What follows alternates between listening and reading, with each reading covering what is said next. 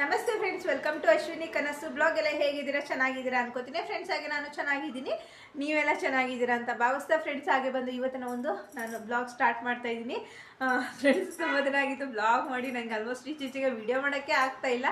ಕಾರಣ ನಿಮಗೆಲ್ಲ ಗೊತ್ತು, ವರ್ಷಂಗೆ ಹುಷಾರಿಲ್ಲ ಅಂತ. ಹಾಗಾಗಿ ಸ್ವಲ್ಪ ಅವಳ ಕಡೆನೇ ಜಾಸ್ತಿ ಕಂಡ್ಕೊಂಡು ವಿಡಿಯೋ ಮಾಡೋಕ್ಕೆ ಮನಸ್ಸಾಗ್ತಾ ಇಲ್ಲ.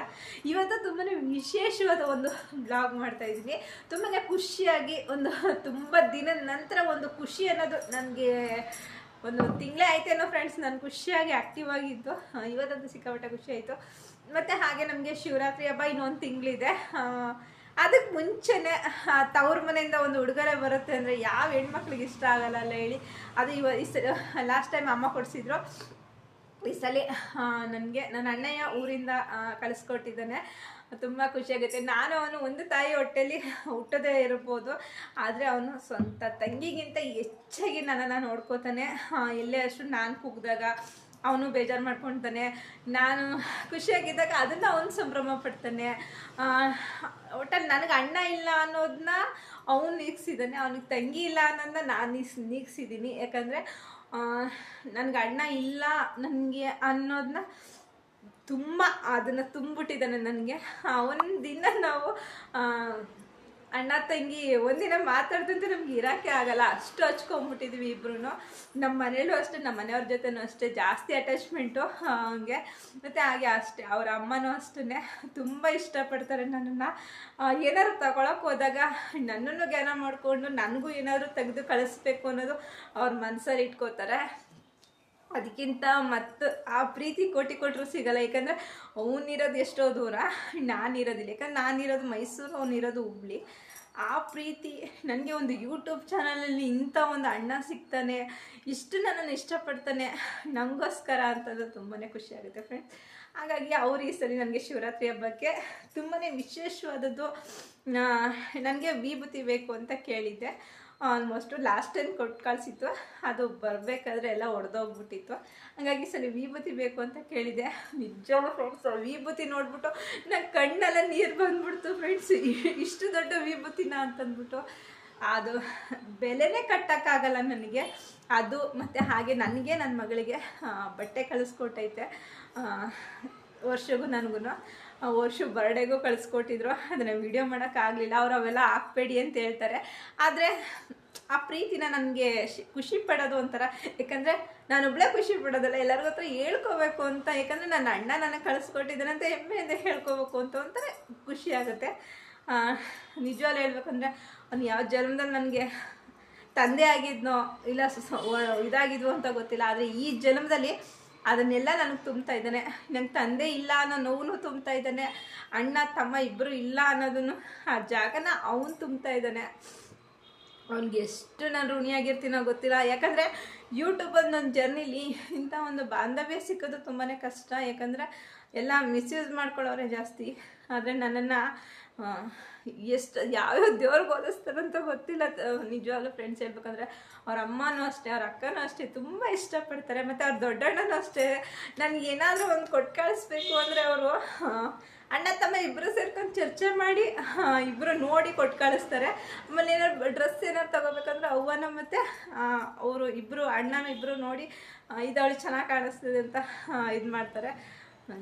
ಇದಕ್ಕಿಂತ ಇನ್ನೇನು ಬೇಕು ನಮಗೆ ಅಲ್ವಾ? ಅದು ಥರ ಖುಷಿಯಾಗುತ್ತೆ. ಫಸ್ಟ್ ಅವ್ರು ಏನು ಕಳಿಸಿದ್ರೆ ಅದನ್ನು ನಿಮಗೆ ತೋರಿಸ್ತಿದ್ದೀನಿ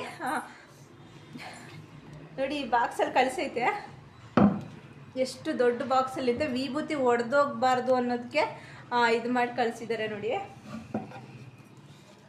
ಇದು ಹುಬ್ಳಿಯಿಂದ ಬಂದಿರೋದು, ಅಜ್ಜಯಿಂದು ಇದ್ರ ದೇವಸ್ಥಾನದಿಂದ ಕಳಿಸಿದ್ದಾನೆ ಅಣ್ಣ. ತುಂಬಾ ಖುಷಿ ಆಯಿತು ಫ್ರೆಂಡ್ಸ್. ಎಷ್ಟು ಒಂದು ಇದು ಮಾಡಿದ್ದಾರೆ ನೋಡಿ ಇಲ್ಲಿ.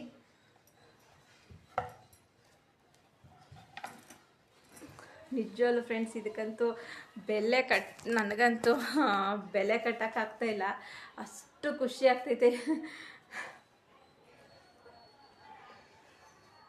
ನಿಜವಲ್ಲೂ ಇದಕ್ಕೆ ಬೆಲೆ ಕಟ್ಟೋಕ್ಕಾಗಲ್ಲ ಫ್ರೆಂಡ್ಸ್. ನೀವು ಹೇಳ್ಬೇಕು ಅಂತಂದರೆ ಇದು ತುಂಬಾ ಖುಷಿ ಆಯಿತು ನನಗೆ. ಅವ್ನು ಕಳಿಸಿದ್ದೆಲ್ಲದಕ್ಕಿಂತ ಸಿಕ್ಕಾಪಟ್ಟೆ ಇಷ್ಟ ಆಯಿತು.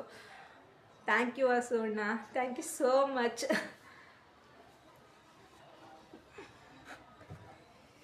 ಎಲ್ಲ ಬಟ್ಟೆಗೆಲ್ಲ ಆಗೋಯ್ತು ಫ್ರೆಂಡ್ಸ್ ನಿಜ ಹೇಳ್ಬೇಕಂದ್ರೆ.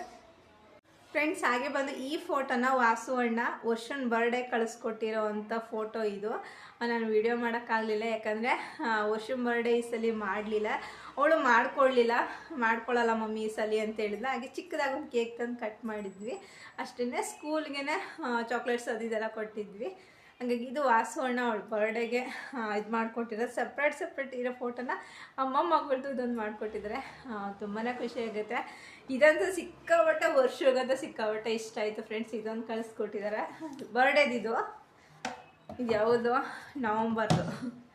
ಮತ್ತು ಹಾಗೆ ವರ್ಷ ಬರ್ಡೇಗೆ ಇದು ಡ್ರೆಸ್ಸು ಕೊಟ್ಟು ಕಳಿಸಿದ್ರು. ತುಂಬ ಚೆನ್ನಾಗಿತ್ತು ಫ್ರೆಂಡ್ಸ್. ಡ್ರೆಸ್ ಅಂತೂ ಸಿಕ್ಕಾಪಟ್ಟೆ ಚೆನ್ನಾಗಿತ್ತು. ಅವ್ರ ಪ್ರೀತಿಗೆ ನಾವು ನಿಜವಾಗ್ಲೂ ಬೆಲೆ ಕಟ್ಟೋಕ್ಕಾಗಲ್ಲ. ಈ ಪ್ರೀತಿ ನಮಗೆ ಎಲ್ಲಿಂದ ಸಿಗುತ್ತೋ ಏನೋ ಗೊತ್ತಿಲ್ಲ. ನಮಗೆ ಅವ್ರ ಸೇವೆ ಮಾಡೋಕ್ಕಂತೂ ಆಗ್ತಾ ಇಲ್ಲ. ಅವ್ರಿಗೆ ನಾವು ಋಣಿಯಾಗಿದ್ದೀವಿ ಫ್ರೆಂಡ್ಸ್. ಇದು ಬಂದು ವೇಲ್ ಡ್ರೆಸ್. ಇದು ವರ್ಷನ್ ತುಂಬಾ ಇಷ್ಟ. ಲಾಸ್ಟ್ ಟೈಮ್ ಅವಳು ಫ್ರೆಂಡನ್ನು ಇದೇ ಥರ ಕಳಿಸ್ಕೊಟ್ಟಿದ್ದು ವರ್ಡ್ ಸಿಕ್ಕಿದ್ದು. ಇದು ಡ್ರೆಸ್ ಪೀಸ್ ತೆಗೆದುಕೊಟ್ಟು ಕಳಿಸಿದ್ದಾರೆ ವರ್ಷಗೆ. ತುಂಬಾ ಚೆನ್ನಾಗಿದೆ ಫ್ರೆಂಡ್ಸ್. ಇದು ಪ್ಯಾಂಟ್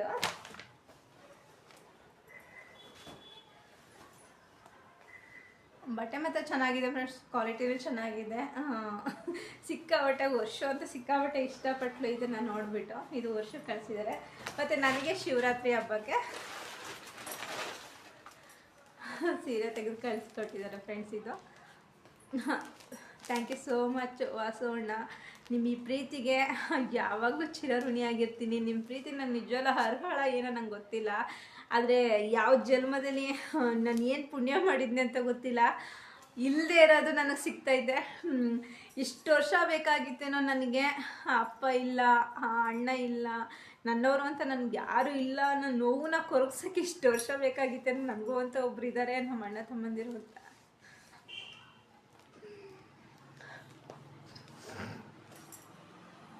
ಓಪನ್ ಮಾಡ್ತೀನಿ ಹೇಗಿದೆ ಅಂತ. ತುಂಬ ಚೆನ್ನಾಗಿದೆ ಫ್ರೆಂಡ್ಸ್. ನನ್ನ ಫೇವ್ರೆಟ್ ಕಲರು. ನನಗೆ ಈ ಕಲರ್ ಅಂದರೆ ಸಿಕ್ಕಾಪಟ್ಟೆ ಇಷ್ಟ. ಆದರೂ ನನ್ನ ಕಲರ್ ಚಾಯ್ಸ್ ಅವ್ರಿಗೆ ಎಲ್ಲಿ ಇದಾಗಿದೆ ಅಂತ. ವಾವ್, ಸೂಪರ್ ಅಣ್ಣ.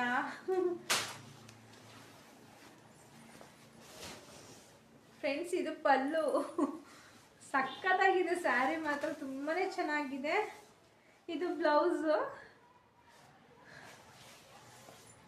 ಇದು ಸೆರ್ಗ್.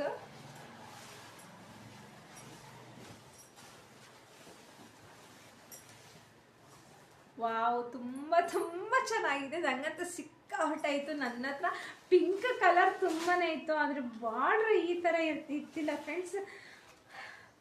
ಎಷ್ಟು ಖುಷಿ ಆಗ್ತೈತೆ ನನಗೆ ಅಂತ.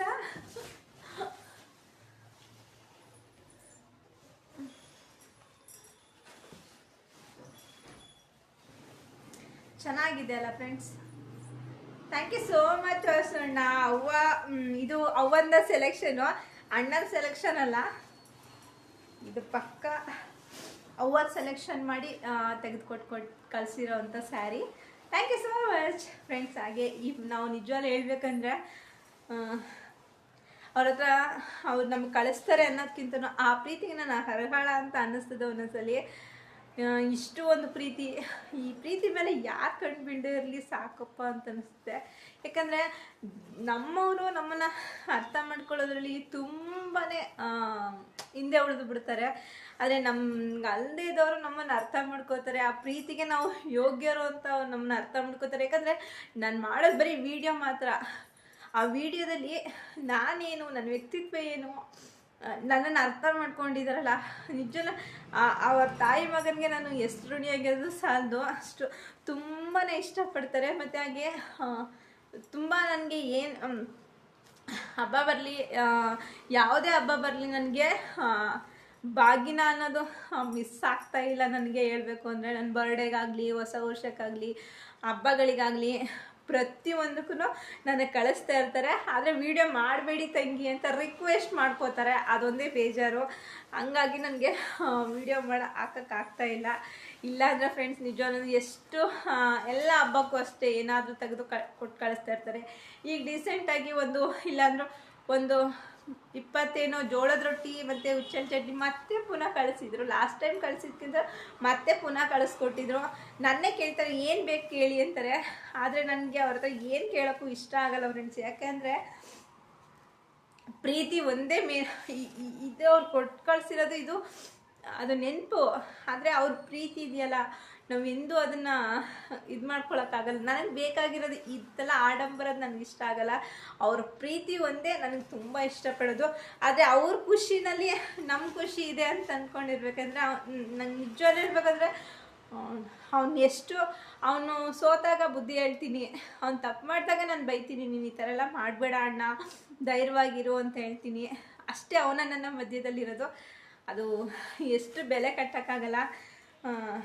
ಏನೇ ಆದರೂ ನನ್ನ ಹತ್ರ ಹೇಳ್ಕೊತಾನೆ, ಒಂದು ಕಷ್ಟ ಆದರೂ ನನ್ನ ಹತ್ರ ಹೇಳ್ಕೊತಾನೆ, ಒಂದು ಖುಷಿಯಾಗಿದ್ರೂ ನನ್ನ ಹತ್ರ ಶೇರ್ ಮಾಡ್ತಾನೆ. ನಾನು ಬೇಜಾರಿದ್ದಾಗ ನನಗೆ ಕಾಮಿಡಿ ಮಾಡಿ ಕಾಲು ಎಳಿತಾನೆ. ಅಮ್ಮನೂ ಅಷ್ಟೇ, ಫೋನ್ ಮಾಡ್ತಾರೆ, ಮಾತಾಡ್ತಾರೆ ನನ್ನ ಜೊತೆ. ಏನಾದ್ರೂ ಅವಳಿಗೆ ಕಳಿಸ್ಕೊಡು ಅಂತ ಹೇಳ್ತಾರೆ. ಅವ್ರೇನಾದರೂ ಬಟ್ಟೆ ತರಕ್ಕೆ ಹೋಗ್ಬೇಕಾದ್ರೂ ಅಷ್ಟೇ, ಅವಳಿಗೆ ಏನಾದ್ರೂ ಹಬ್ಬಕ್ಕೆ ಕಳಿಸು ಅಂತಾರೆ. ದೇವ್ರದ್ದು ಒಂದು ಕುಂಕುಮನೂ ಇಲ್ಲ ಫ್ರೆಂಡ್ಸ್. ನಿಜವೇ ನನ್ನ ದೇವ್ರ ಕುಂಕುಮನೂ ನನಗೆ ಕಳಿಸ್ಕೊಡ್ತಾರೆ.